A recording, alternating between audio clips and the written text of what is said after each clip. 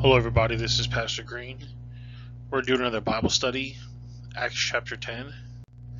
If you'd like me to come speak at your church, or if you have any questions, you can email me at godsohman@gmail.com. Acts 10, verse 1. And there was a certain man in Caesarea called Cornelius, a centurion of the band called the Italian band, a devout man, and one that feared God with all his house, which gave much alms to the people, and prayed to God always. And he saw in a vision, evidently about the 9th hour of the day, an angel of God coming unto him, and saying unto him, Cornelius. And when he looked on him, he was afraid, and said, What is it, Lord? And he said unto him, Thy prayers and thy alms are come up from a memorial before God.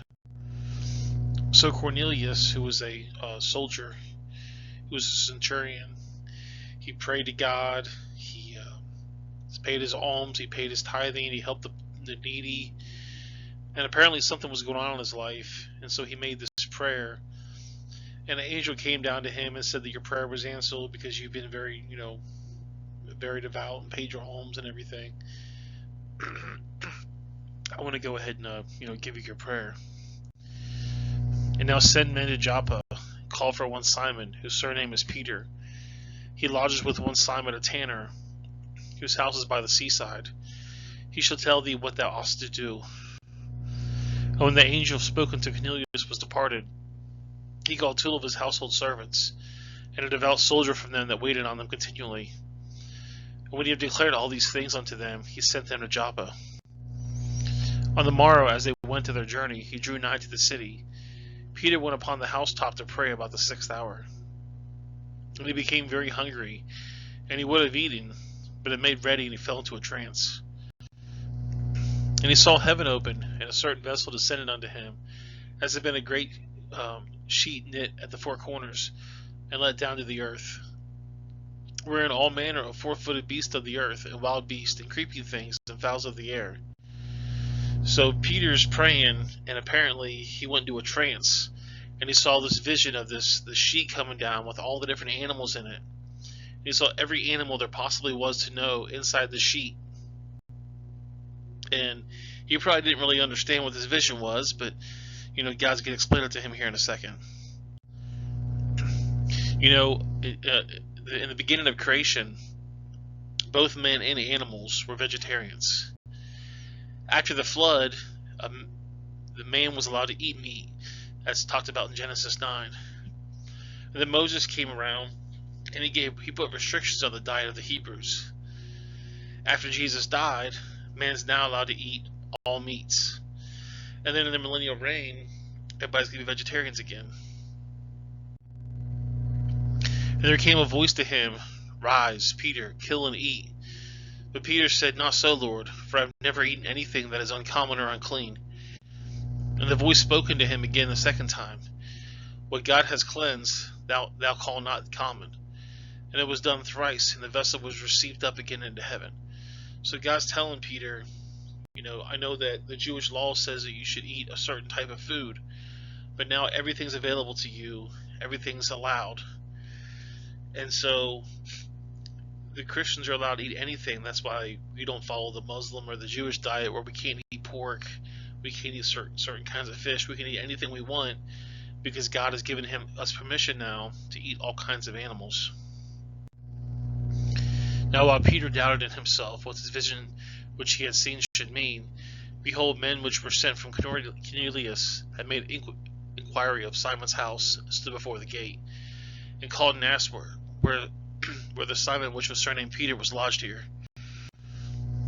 While Peter through the vision, the Spirit said unto him, Behold, 3 men seek thee. Arise therefore, and get thee down, and go with them. Doubting nothing, for I have sent them. Then Peter went down to the men which were sent to him from Cornelius, and said, Behold, I am he whom ye seek, which is the cause therefore have you come. And I think it's really important that the angel told Peter, God sends these people to you. Because you got to remember, just a couple of chapters ago, Jesus was crucified by the Romans, and he probably thought, these guys are going to come to get me. So it's good the angel said that, these guys are here, I sent them. because if not, Peter would be pretty scared to talk to these guys. And they said, Cornelius the centurion, a just man, and one that feareth God, and good report among all the nations of the Jews, was warned from God by a holy angel to send for thee to this house, and to hear words of thee. Then he called he unto them, and lodged them. And on the morrow Peter went away with them, and a certain brethren from Joppa accompanied him. And the morrow after they entered into Caesarea, and Cornelius waited for them, and had called together his kinsmen and his near friends. And as Peter was coming in, Cornelius met him, and fell down at his feet, and worshipped him. But Peter took him up, saying, Stand up, I myself am also a man. Cornelius got a vision saying that you need to talk to this guy Peter. So Cornelius might have thought that this guy was a prophet or an angel or something. And Peter's saying, oh no, I'm just a guy like you are. And as he talked with them, he went in and found many that were come together. And he said unto them, You know that how that is an unlawful thing for a man that is a Jew to keep company or to come unto another nation. But God has showed me that I should not call any man common or unclean. Therefore come I unto you without gainsaying, as soon as when I sent for. I asked therefore for what intent you have sent me. And Cornelius said, 4 days ago I was fasting until this hour. And on the 9th hour I prayed in my house, and behold, a man stood before me in bright clothing, and said, Cornelius, thy prayer is heard, and thy alms are had in remembrance in the sight of God. Therefore send to Joppa, and call hither Simon, whose surname is Peter. He is lodged in the house of one Simeon, a tanner in the seaside, who when he cometh shall speak unto thee. Immediately therefore I said unto thee, and that was well done that thou art come. Now therefore we are here present before God, to hear all things that are commanded thee of God. Then Peter opened his mouth and said, Of a truth I perceive that God is no respectful of persons, but in every nation he that feareth him and worketh righteousness is accepted with him. The word which God sent unto the children of Israel, preaching peace by Jesus Christ. He is the Lord of all. That word I say you know, which were published through all Judea, and began from Galilee after the baptism which John preached, how God anointed Jesus of Nazareth with the Holy Ghost and with power, who went about doing good, and healing all that were oppressed of the devil, for God was with him. And we are witnesses of all things which are done both in the land of the Jews and in Jerusalem, who they slew and hung on a tree.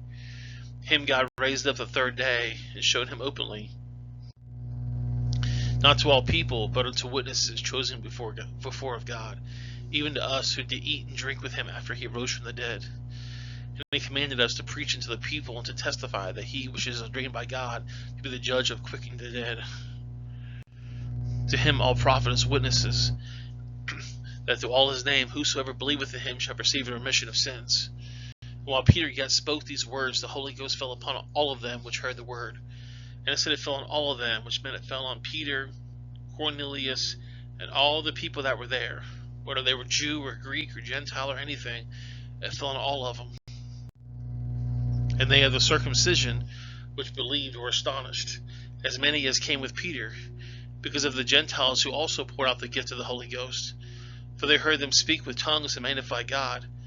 They answered Peter, Can any man forbid water, that these should not be baptized, which we have received the Holy Ghost as well as we?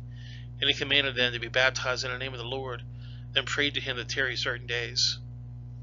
If you remember the last chapter, I was talking about Saul's conversion to Paul, and then later I said that Barnabas and Paul was talking to people, and they said, people are saying that we should make the Jews follow certain rules, and we think the Christians should follow certain rules. It's going to be in Acts 15, but I did a thing on it before.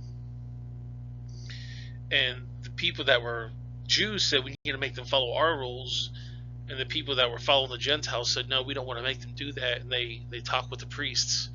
Well, this is proof right here that just because you were baptized or just because you were circumcised doesn't mean you're the only one going to get the promise. You're also going to get one if you're a follower of God.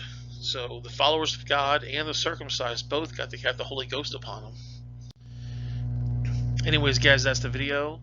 If you'd like me to come speak at your church, or if you have any questions, you can email me. You can also comment below, like, share, subscribe. Let me know what you guys think. Also, if you have anything you want to add or anything, just add to the comments down there.